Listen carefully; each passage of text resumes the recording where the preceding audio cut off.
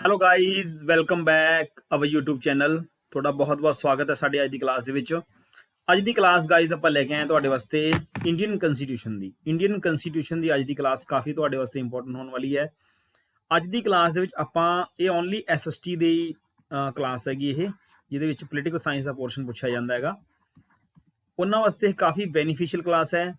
ਅੱਜ ਦੀ ਕਲਾਸ ਬਾਰੇ ਆਪਾਂ ਗੱਲ ਕਰਾਂਗੇ। ਤਾਂ ਗਾਈਜ਼ ਮੈਂ ਤੁਹਾਡੇ ਵਾਸਤੇ ਇੱਕ ਸਪੈਸ਼ਲ ਸੀਰੀਜ਼ ਸ਼ੁਰੂ ਕਰਨ ਜਾ ਰਿਹਾ ਅੱਜ ਤੋਂ, ਜਿਹਦੇ ਵਿੱਚ ਅਸੀਂ ਸੰਵਿਧਾਨ ਦੇ ਸਾਰੇ ਜਿੰਨੇ ਵੀ ਟੌਪਿਕ ਨੇ ਸਾਡੇ ਉਹਨਾਂ ਬਾਰੇ ਆਪਾਂ ਗੱਲ ਕਰਾਂਗੇ। ਅੱਜ ਦੀ ਜਿਹੜੀ ਕਲਾਸ ਹੈ ਤੁਹਾਡੇ ਵਾਸਤੇ ਮੈਂ ਟੌਪ 40 ਕੁਐਸਚਨ ਇਸ ਤਰ੍ਹਾਂ ਦੇ ਲੈ ਕੇ ਆਇਆਗਾ, ਜਿਹੜੇ ਅਲੱਗ-ਅਲੱਗ TET ਐਗਜ਼ਾਮ ਦੇ ਵਿੱਚ ਜਾਂ ਫਿਰ ਅਲੱਗ-ਅਲੱਗ ਜਿਹੜੀਆਂ ਸਟੇਟ PCS ਹੋਈਆਂ ਨੇਗੀਆਂ ਜਾਂ UPSC ਦੇ ਜਿਹੜੇ ਕੁਐਸਚਨਸ ਨੇ ਉਹਨਾਂ ਨੂੰ ਮੈਂ ਸਿਲੈਕਟ ਕੀਤਾ ਤੇ ਅੱਜ ਦੀ ਵਾਸਤੇ ਤੁਹਾਡੇ ਵਾਸਤੇ ਅੱਜ ਇਹ ਲੈ ਕੇ ਆਇਆਗਾ।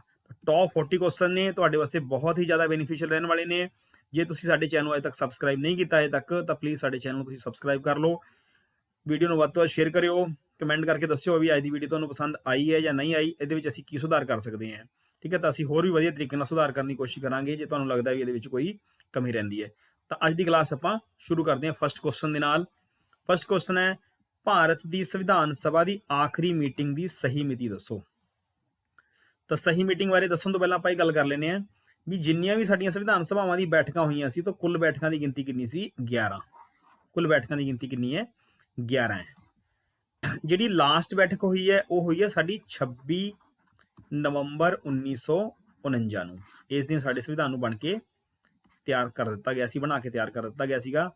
ਪਰ ਇੱਥੇ ਆਖਰੀ ਮੀਟਿੰਗ, ਇੱਕ ਮੀਟਿੰਗ ਹੋਰ ਵੀ ਹੋਈ ਹੈ, ਪਰ ਇਹਨੂੰ ਅਸੀਂ ਸੰਵਿਧਾਨ ਸਭਾ ਦੀ ਇੱਕ ਆਫੀਸ਼ੀਅਲ ਮੀਟਿੰਗ ਨਹੀਂ ਮੰਨਦੇ ਹੈਗੇ, ਸਿਰਫ ਇੱਕ ਸਾਈਨ ਕਰਨ ਦੇ ਲਈ ਸੰਵਿਧਾਨ ਸਭਾ ਦੀ ਮੀਟਿੰਗ ਜਿਹੜੀ ਸੀ ਬੁਲਾਈ ਗਈ ਸੀ। ਤਾਂ ਲਾਸਟ ਮੀਟਿੰਗ ਜਿਹੜੀ ਬੁਲਾਈ ਗਈ ਸੀ ਉਹ 24 ਜਨਵਰੀ 1950 ਨੂੰ ਬੁਲਾਈ ਗਈ ਸੀਗੀ। ਤਾਂ ਇਹਦੇ ਅਨੁਸਾਰ ਜਿਹੜਾ ਆਨਸਰ ਬਣ ਰਿਹਾ ਉਹ ਬਣ ਰਿਹਾ ਤੁਹਾਡਾ ਥਰਡ ਆਨਸਰ।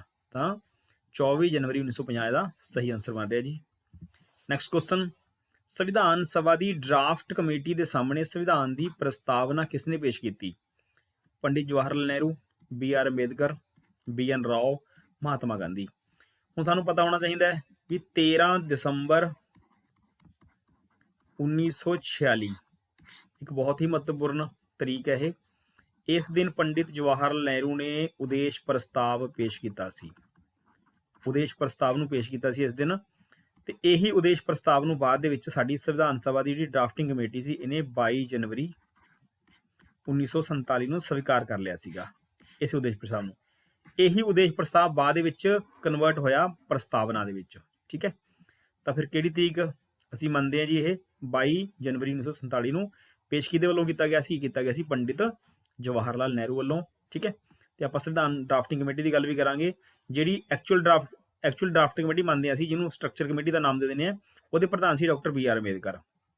ਪਰ ਮੈਂ ਤੁਹਾਨੂੰ ਦੱਸਦਾ ਇੱਥੇ ਵੀ ਡਰਾਫਟਿੰਗ ਕਮੇਟੀ ਵੀ ਦੋ ਬਣੀਆਂ ਸੀਗੀਆਂ। ਇੱਕ ਜਿਹੜੀ ਪਹਿਲੀ ਡਰਾਫਟਿੰਗ ਕਮੇਟੀ ਬਣੀ ਸੀ ਉਹਦੇ ਪ੍ਰਧਾਨ ਸੀਗੇ BN ਰਾਓ, ਜਿਹੜੇ ਕਿ ਸਾਡੇ ਸੰਵਿਧਾਨਿਕ ਸਲਾਹਕਾਰ ਹੀ ਮੰਨੇ ਜਾਂਦੇ ਨੇ। ਤਾਂ ਇੱਕ ਡਰਾਫਟਿੰਗ ਕਮੇਟੀ BN ਰਾਓ ਦੀ ਅਗਵਾਈ 'ਚ ਬਣੀ ਸੀ, ਇੱਕ ਡਰਾਫਟਿੰਗ ਕਮੇਟੀ ਡਾਕਟਰ ਅੰਬੇਦਕਰ ਦੀ ਅਗਵਾਈ 'ਚ ਬਣੀ ਸੀਗੀ, ਜਿਹਨੇ ਲਾਸਟ ਦੇ ਵਿੱਚ ਆ ਕੇ ਸਾਡੇ ਸੰਵਿਧਾਨ ਦਾ ਨਿਰਮਾਣ ਕੀਤਾ ਸੀ। ਥਰਡ ਕੁਐਸਚਨ ਹੈ, ਭਾਰਤ ਦੀ ਸੰਵਿਧਾਨ ਸਭਾ ਦਾ ਗਠਨ ਕੀਤਾ ਗਿਆ ਸੀ ਕ੍ਰਿਪਸ ਮਿਸ਼ਨ ਦੇ ਤਹਿਤ, ਕੈਬਨਿਟ ਮਿਸ਼ਨ ਦੇ ਤਹਿਤ, ਭਾਰਤੀ ਸੁਤੰਤਰਤਾ ਐਕਟ ਦੇ ਤਹਿਤ, ਜਾਂ ਮਾਊਂਟਬੈਟਨ ਸਕੀਮ ਦੇ ਤਹਿਤ। ਮਾਊਂਟਬੈਟਨ ਸਕੀਮ ਜਿਹੜੀ ਆਈ ਹੈ ਉਹ ਬਾਅਦ ਦੇ ਵਿੱਚ ਆਈ ਹੈ।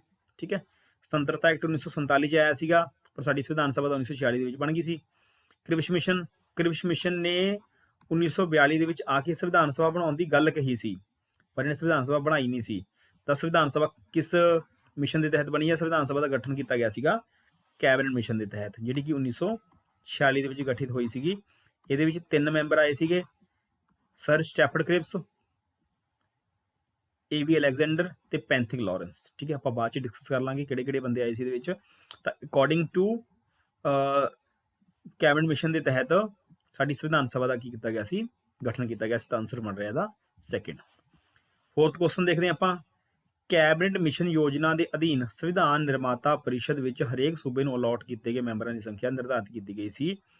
ਮਤਲਬ ਮੈਂ ਤੁਹਾਨੂੰ ਸਿੰਪਲ ਕੁਐਸਚਨ ਦੱਸਦਾ, ਕਾਫੀ ਲੈਂਥੀ ਕੁਐਸਚਨ ਹੈਗਾ ਇਹ, ਵੀ ਜਿਹੜੇ ਕੈਬਨਿਟ ਮਿਸ਼ਨ ਯੋਜਨਾ ਦੇ ਤਹਿਤ ਜਿਹੜੀ ਸੰਵਿਧਾਨ ਸਾਡੀ ਸਭਾ ਬਣਾਈ ਗਈ ਸੀਗੀ, ਉਹਦੇ ਵਿੱਚ ਹਰੇਕ ਸੂਬੇ ਨੂੰ ਜਿਹੜੇ ਮੈਂਬਰ ਅਲਾਟ ਕੀਤੇ ਗਏ, ਮਤਲਬ 389 ਮੈਂਬਰ ਜਿਹੜੇ ਸੰਵਿਧਾਨ ਸਭਾ ਦੇ ਅਲਾਟ ਕੀਤੇ ਗਏ ਸੀਗੇ। ਟੋਟਲ ਕੁੱਲ ਮੈਂਬਰ ਜਿਹੜੇ ਸੀ ਉਹ 389 ਸੀ ਸਟਾਰਟਿੰਗ ਦੇ ਵਿੱਚ। ਬਾਅਦ ਦੇ ਵਿੱਚ ਜਦੋਂ ਸਾਡੀ ਕੰਟਰੀ ਦੀ ਡਿਵਾਈਡੇਸ਼ਨ ਹੋ ਗਈ ਤਾਂ 299 ਰਹਿ ਗਈ ਸੀ ਇਹਦੇ ਵਿੱਚ। ਤਾਂ ਜਿਹੜੇ ਇਹ 399 ਮੈਂਬਰ ਚੁਣੇ ਗਏ ਸੀ, ਤਾਂ ਇਹ ਇੱਕ ਮੈਂਬਰ ਜਿਹੜਾ ਚੁਣਿਆ ਜਾਣਾ ਸੀ ਇਹ ਪ੍ਰਾਂਤਕ ਵਿਧਾਨ ਸਭਾਵਾਂ ਦੁਆਰਾ ਚੁਣਿਆ ਜਾਣਾ ਸੀਗਾ। ਤਾਂ ਕਿੰਨੀ ਰੇਸ਼ੋ ਬਣਾਈ ਗਈ ਸੀਗੀ ਆਬਾਦੀ ਦੇ ਅਕੋਰਡਿੰਗ? 10 ਲੱਖ ਵਿਅਕਤੀਆਂ ਦੇ ਉੱਪਰ ਇੱਕ ਮੈਂਬਰ ਦੀ ਚੋਣ ਜਿਹੜੀ ਸੀ ਉਹ ਕੀਤੀ ਜਾਣੀ ਸੀ।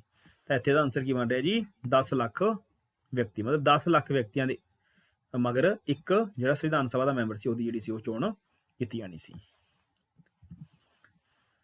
ਨੈਕਸਟ ਕੁਐਸਚਨ ਦੇਖਦੇ ਹਾਂ, 5th ਨੰਬਰ ਕੁਐਸਚਨ।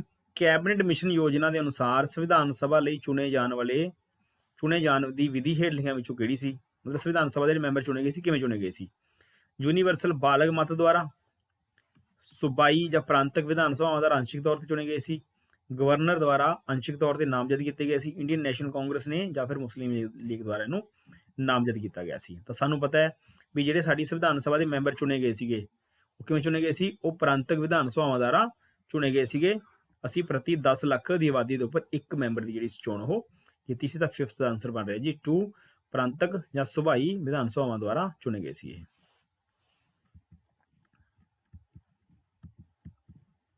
ਇੱਥੇ ਇੱਕ ਕੁਐਸਚਨ ਮਿਸਿੰਗ ਹੈ, 7 ਨੰਬਰ ਕੁਐਸਚਨ ਆ ਗਿਆ ਇਹ।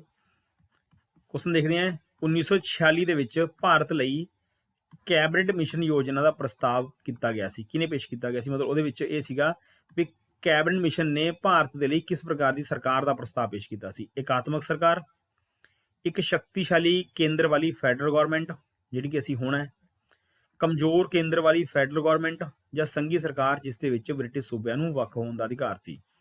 ਹੁਣ ਦੇਖੋ ਚੌਥੀ ਗੱਲ ਜਿਹੜੀ ਹੈ, ਇਹਦੇ ਵਿੱਚ ਬ੍ਰਿਟਿਸ਼ ਸੂਬਿਆਂ ਨੂੰ ਵੱਖ ਹੋਣ ਦਾ ਅਧਿਕਾਰ ਜਿਹੜਾ ਨਹੀਂ ਦਿੱਤਾ ਗਿਆ ਸੀਗਾ।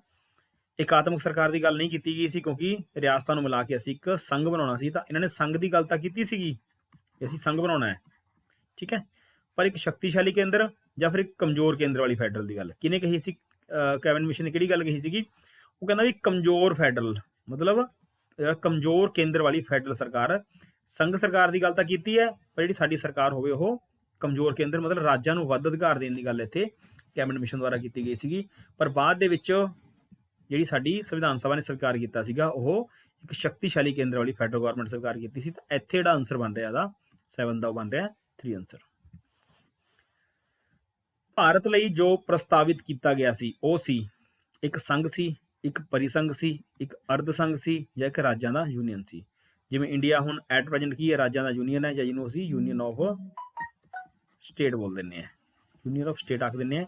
ਐਟ ਪ੍ਰੈਜੈਂਟ ਤਾਂ ਅਸੀਂ ਹੈਗੇ ਹਾਂ, ਪਰ ਕੈਬਨਿਟ ਮਿਸ਼ਨ ਨੇ ਕੀ ਸਾਡੇ ਵਾਸਤੇ ਪ੍ਰਸਤਾਵ ਕੀਤਾ ਸੀ? ਇੱਕ ਸੰਘ ਦਾ ਪ੍ਰਸਤਾਵ ਤਾਂ ਹੋਇਆ ਸੀ, ਬਟ ਜਿਹੜਾ ਸਾਡਾ ਸੰਘ ਸੀਗਾ ਉਹ ਇੱਕ ਉਸ ਟਾਈਮ ਦਾ 1946 ਦੇ ਵਿੱਚ ਜਿਹੜਾ ਪ੍ਰਸਤਾਵ ਕੀਤਾ ਗਿਆ ਸੀ ਉਹ ਇੱਕ ਕਮਜ਼ੋਰ ਸੰਘ ਸੀਗਾ, ਠੀਕ ਹੈ, ਕਮਜ਼ੋਰ ਸੰਘ ਸੀ ਜਿਹਦੇ ਵਿੱਚ ਪਾਵਰਾਂ ਜਿਹੜੀਆਂ ਸੀਗੀਆਂ ਉਹ ਜ਼ਿਆਦਾਤਰ ਕਿਹਨੂੰ ਦਿੱਤੀਆਂ ਗਈਆਂ ਸੀ? ਉਹ ਰਾਜਾਂ ਨੂੰ ਪ੍ਰਦਾਨ ਕੀਤੀਆਂ ਗਈਆਂ ਸੀ, ਠੀਕ ਹੈ, ਮਤਲਬ ਕਮਜ਼ੋਰ ਕੇਂਦਰ ਵਾਲਾ ਸੰਘ ਤਾਂ ਸੀ ਪਰ ਕਮਜ਼ੋਰ ਕੇਂਦਰ ਵਾਲਾ ਸੰਘ ਸੀਗਾ ਇਹ। 8 ਦਾ ਫਸਟ ਆਨਸਰ ਬਣ ਰਿਹਾ। 9th ਨੰਬਰ ਕੁਐਸਚਨ ਅਸੀਂ ਦੇਖਦੇ ਹਾਂ, ਸੰਵਿਧਾਨ ਸਭਾ ਦੀ ਪਹਿਲੀ ਮੀਟਿੰਗ ਕਦੋਂ ਹੋਈ? 9 ਦਸੰਬਰ 1946, 2 ਅਕਤੂਬਰ 1946, 31 ਦਸੰਬਰ 1946, 2 ਸਤੰਬਰ 1946। ਤਾਂ ਸਾਡੇ ਨਾਲ ਸੰਵਿਧਾਨ ਸਭਾ ਦੀਆਂ ਕੁਝ ਇੰਪੋਰਟੈਂਟ ਡੇਟਸ ਨੇਗੀਆਂ, ਜਿਵੇਂ 9 ਦਸੰਬਰ 1946 ਹੈ, 11 ਦਸੰਬਰ 1946 ਹੈ, 13 ਦਸੰਬਰ 1946, 22 ਜਨਵਰੀ 1947, 22 ਜੁਲਾਈ 1947, ਇਸ ਤੋਂ ਇਲਾਵਾ 29 ਅਗਸਤ 1947, 26 ਨਵੰਬਰ 1949, 24 ਜਨਵਰੀ 1950, 25 ਜਨਵਰੀ 1950, 26 ਜਨਵਰੀ 1950 ਤੇ 28 ਜਨਵਰੀ 1950। ਤਾਂ ਇਹ ਸਾਡੇ ਸੰਵਿਧਾਨ ਦੇ ਵਿੱਚ ਕੁਝ ਇੰਪੋਰਟੈਂਟ ਡੇਟਸ ਨੇ ਜਿਨ੍ਹਾਂ ਨੂੰ ਤੁਸੀਂ ਯਾਦ ਕਰ ਲਿਓ। ਦੇਖੋ ਮੈਂ ਤੁਹਾਨੂੰ ਦੱਸ ਦਿੰਦਾ 9 ਦਸੰਬਰ 1946 ਦੀ ਜਿਹੜੀ ਡੇਟ ਹੈ ਕਿਉਂ ਇੰਪੋਰਟੈਂਟ ਹੈ, ਇਹਦਾ ਕਾਰਨ ਕੀ ਹੈ? ਕਿਉਂਕਿ ਇਸ ਦਿਨ ਸਾਡੀ ਸੰਵਿਧਾਨ ਸਭਾ ਦੀ ਪਹਿਲੀ ਮੀਟਿੰਗ ਬੁਲਾਈ ਗਈ ਸੀ। 11 ਦਸੰਬਰ 1946 ਦੀ ਡੇਟ ਇੰਪੋਰਟੈਂਟ ਕਿਉਂ ਹੈ? ਇਸ ਕਰਕੇ ਇੰਪੋਰਟੈਂਟ ਹੈ ਕਿਉਂਕਿ ਇਸ ਦਿਨ ਅਸੀਂ ਆਪਣਾ ਪਰਮਾਨੈਂਟ ਪ੍ਰਧਾਨ ਚੁਣਿਆ ਸੀਗਾ। 11 ਦਸੰਬਰ ਨੂੰ ਅਸੀਂ ਡਾਕਟਰ ਸਚਿਦਾਨੰਦ ਜਿਹੜੇ ਸਿਨਹਾ ਸੀ ਸਾਡੇ ਟੈਂਪਰੇਰੀ ਪ੍ਰਧਾਨ ਸੀਗੇ, ਉਹਨੂੰ ਹਟਾ ਕੇ ਉਹਦੀ ਜਗ੍ਹਾ ਤੇ ਡਾਕਟਰ ਰਾਜਿੰਦਰ ਪ੍ਰਸਾਦ ਨੂੰ ਆਪਣਾ ਪ੍ਰਧਾਨ ਚੁਣਿਆ ਸੀਗਾ। ਤੇ 13 ਦਸੰਬਰ ਦੀ ਡੇਟ ਬਾਰੇ ਆਪਾਂ ਪਹਿਲਾਂ ਡਿਸਕਸ ਕਰ ਚੁੱਕੇ ਹਾਂ, ਕਿਉਂਕਿ ਇਸ ਦਿਨ ਉਦੇਸ਼ ਪ੍ਰਸਤਾਵ ਜਿਹੜਾ ਸੀ ਉਹ ਪੇਸ਼ ਕੀਤਾ ਗਿਆ ਸੀਗਾ ਪੰਡਿਤ ਜਵਾਹਰ ਲਾਲ ਨਹਿਰੂ ਵੱਲੋਂ। 22 ਜਨਵਰੀ 1947 ਦੀ ਜਿਹੜੀ ਤਰੀਕ ਹੈ, ਇਸ ਦਿਨ ਉਦੇਸ਼ ਪ੍ਰਸਤਾਵ ਨੂੰ ਸਵੀਕਾਰ ਕੀਤਾ ਗਿਆ ਸੀ ਸੰਵਿਧਾਨ ਸਭਾ ਦੁਆਰਾ ਜਾਂ ਡਰਾਫਟਿੰਗ ਕਮੇਟੀ ਦੁਆਰਾ। ਠੀਕ ਹੈ, 22 ਜੁਲਾਈ ਦੀ 1947 ਦੀ ਡੇਟ ਕਿਉਂ ਇੰਪੋਰਟੈਂਟ ਹੈ? ਕਿਉਂਕਿ ਇਸ ਦਿਨ ਅਸੀਂ ਆਪਣੇ ਰਾਸ਼ਟਰੀ ਤਿਰੰਗੇ ਨੂੰ ਅਡਾਪਟ ਕੀਤਾ ਸੀ। ਤੇ 29 ਅਗਸਤ 1947 ਦੀ ਡੇਟ ਕਿਉਂ ਇੰਪੋਰਟੈਂਟ ਹੈ? ਕਿਉਂਕਿ ਇਸ ਦਿਨ ਅਸੀਂ ਜਿਹੜੀ ਸਾਡੀ ਇੰਪੋਰਟੈਂਟ ਜਿਹੜੀ ਡਰਾਫਟਿੰਗ ਕਮੇਟੀ ਹੈ, ਦੂਸਰੀ ਡਰਾਫਟਿੰਗ ਕਮੇਟੀ ਜਿਹੜੀ ਉਹਦਾ ਨਿਰਮਾਣ ਕੀਤਾ ਸੀ ਡਾਕਟਰ BR ਅੰਬੇਦਕਰ ਦੀ ਅਗਵਾਈ ਦੇ ਵਿੱਚ। 26 ਨਵੰਬਰ ਦੀ ਡੇਟ ਤੁਹਾਨੂੰ ਪਤਾ ਵੀ ਕਿਉਂ ਇੰਪੋਰਟੈਂਟ ਹੈ? ਕਿਉਂਕਿ ਇਸ ਦਿਨ ਸਾਡਾ ਸੰਵਿਧਾਨ ਬਣ ਕੇ ਤਿਆਰ ਹੋ ਗਿਆ ਸੀ। 24 ਜਨਵਰੀ ਨੂੰ ਅਸੀਂ ਰਾਸ਼ਟਰਪਤੀ ਰਾਸ਼ਟਰੀ ਗਾਨ ਤੇ ਰਾਸ਼ਟਰੀ ਗੀਤ ਨੂੰ ਅਡਾਪਟ ਕੀਤਾ ਸੀ। ਤੇ 25 ਜਨਵਰੀ 1950 ਨੂੰ ਅਸੀਂ ਚੋਣ ਕਮਿਸ਼ਨ ਬਣਾਇਆ ਹੈਗਾ। ਤੇ 26 ਜਨਵਰੀ ਨੂੰ ਤੁਹਾਨੂੰ ਪਤਾ ਹੀ ਹੈ ਸਾਡਾ ਸੰਵਿਧਾਨ ਲਾਗੂ ਹੋ ਗਿਆ ਸੀਗਾ। ਤੇ 28 ਜਨਵਰੀ 1950 ਨੂੰ ਸਾਡੇ ਸੁਪਰੀਮ ਕੋਰਟ ਦੀ ਸਥਾਪਨਾ ਜਿਹੜੀ ਸੀ ਉਹ ਕੀਤੀ ਗਈ ਸੀ। ਤਾਂ ਕੁਝ ਇੰਪੋਰਟੈਂਟ ਡੇਟਸ ਨੇ, ਸਾਨੂੰ ਪਤਾ ਲੱਗ ਗਿਆ ਹੋਣਾ ਇਹਦੇ ਵਿੱਚ। ਦਾ ਫਸਟ 9 ਦਾ ਜਿਹੜਾ ਫਸਟ ਆਨਸਰ ਬਣ ਰਿਹਾ ਜੀ, ਕੀ ਬਣ ਰਿਹਾ ਉਹ ਬਣ ਰਿਹਾ ਫਸਟ ਆਨਸਰ 9 ਦਸੰਬਰ 1946 ਨੂੰ। ਅੱਗੇ ਵਧਦੇ ਹਾਂ। ਭਾਰਤੀ ਇਤਿਹਾਸ ਦੇ ਸੰਦਰਭ ਦੇ ਵਿੱਚ ਪ੍ਰਾਂਤਾਂ ਤੋਂ ਸੰਵਿਧਾਨ ਸਭਾ ਦੇ ਜਿਹੜੇ ਮੈਂਬਰ ਚੁਣੇ ਗਏ ਸੀ, ਉਹਨਾਂ ਸੂਬਿਆਂ ਦੇ ਲੋਕਾਂ ਦੁਆਰਾ ਸਿੱਧੇ ਤੌਰ ਤੇ ਚੁਣੇ ਗਏ ਸੀ, ਇੰਡੀਅਨ ਨੈਸ਼ਨਲ ਕਾਂਗਰਸ ਜਾਂ ਮੁਸਲਿਮ ਲੀਗ ਦੁਆਰਾ ਨਾਮਜ਼ਦ ਕੀਤੇ ਗਏ ਸੀ, ਸੂਬਾਈ ਵਿਧਾਨ ਸਭਾਵਾਂ ਦੁਆਰਾ ਚੁਣੇ ਗਏ ਸੀ, ਸੰਵਿਧਾਨਿਕ ਮਾਮਲਿਆਂ ਵਿੱਚ ਉਹਨਾਂ ਦੀ ਮੁਹਾਰਤ ਕਾਰਨ ਸਰਕਾਰ ਵੱਲੋਂ ਚੁਣੇ ਗਏ ਸੀ। ਆਪਾਂ ਪਹਿਲਾਂ ਕਰ ਚੁੱਕੇ ਹਾਂ ਗੱਲ ਵੀ ਜਿਹੜੇ ਸਾਡੇ ਸੰਵਿਧਾਨ ਸਭਾ ਦੇ ਮੈਂਬਰ ਚੁਣੇ ਗਏ ਸੀ, ਇਹ ਪ੍ਰਾਂਤਕ ਵਿਧਾਨ ਸਭਾਵਾਂ ਜਾਂ ਸੂਬਾਈ ਜਿਹੜੀ ਸਾਡੀਆਂ ਵਿਧਾਨ ਸਭਾਵਾਂ ਉਹਨਾਂ ਦੁਆਰਾ ਚੁਣੇ ਗਏ ਸੀਗੇ। 10 ਲੱਖ ਪ੍ਰਤੀ ਦੀ ਰੇਸ਼ੋ ਦੇ ਉੱਪਰ ਇੱਕ ਸੰਵਿਧਾਨ ਸਭਾ ਦੇ ਮੈਂਬਰ ਦੀ ਜਿਹੜੀ ਚੋਣ ਉਹ ਕੀਤੀ ਗਈ ਸੀ। 11 ਨੰਬਰ ਕੁਐਸਚਨ ਦੀ ਗੱਲ ਕਰਦੇ ਹਾਂ ਆਪਾਂ, ਅੱਗੇ ਵਧਦੇ ਹਾਂ। 1946 ਵਿੱਚ ਇਹਨਾਂ ਵਿੱਚੋਂ ਕਿਹੜਾ ਸਹੀ ਹੈ? ਕਿਹੜਾ ਸਹੀ ਹੈ ਦੱਸਣਾ ਸੀ। 1946 ਵਿੱਚ ਭਾਰਤ ਦੀ ਸੰਵਿਧਾਨ ਸਭਾ ਦੀ ਚੋਣ ਸੂਬਾਈ ਅਸੈਂਬਲੀ ਦੁਆਰਾ ਕੀਤੀ ਗਈ ਸੀ। ਠੀਕ ਹੈ, ਦੇਖੋ ਗਲਤ ਹੈ ਕਿ ਸਹੀ ਹੈ। ਜਵਾਹਰ ਲਾਲ ਨਹਿਰੂ, MK ਜਿੰਨਾ, ਮੁਹੰਮਦ ਅਲੀ ਜਿੰਨਾ ਅਤੇ ਸਰਦਾਰ ਵੱਲਭ ਭਾਈ ਪਟੇਲ ਭਾਰਤ ਦੀ ਸੰਵਿਧਾਨ ਸਭਾ ਦੇ ਮੈਂਬਰ ਸਨ। ਸੰਵਿਧਾਨ ਸਭਾ ਦੀ ਸੈਸ਼ਨ ਦਾ ਪਹਿਲਾ ਸੈਸ਼ਨ ਜਿਹੜਾ ਜਨਵਰੀ 1947 ਦੇ ਵਿੱਚ ਆਰੰਭ ਹੋਇਆ ਸੀ। ਭਾਰਤ ਦਾ ਸੰਵਿਧਾਨ 26 ਜਨਵਰੀ 1950 ਨੂੰ ਅਪਣਾਇਆ ਗਿਆ ਸੀ। ਹੁਣ ਸਭ ਨੂੰ ਪਤਾ ਹੈ, ਬੱਚੇ ਨੂੰ ਪਤਾ ਹੈ ਵੀ ਭਾਰਤ ਦਾ ਸੰਵਿਧਾਨ 26 ਜਨਵਰੀ 1950 ਨੂੰ ਅਪਣਾਇਆ ਗਿਆ ਸੀ। ਠੀਕ ਹੈ, ਮਤਲਬ ਉਹਨੂੰ ਅਸੀਂ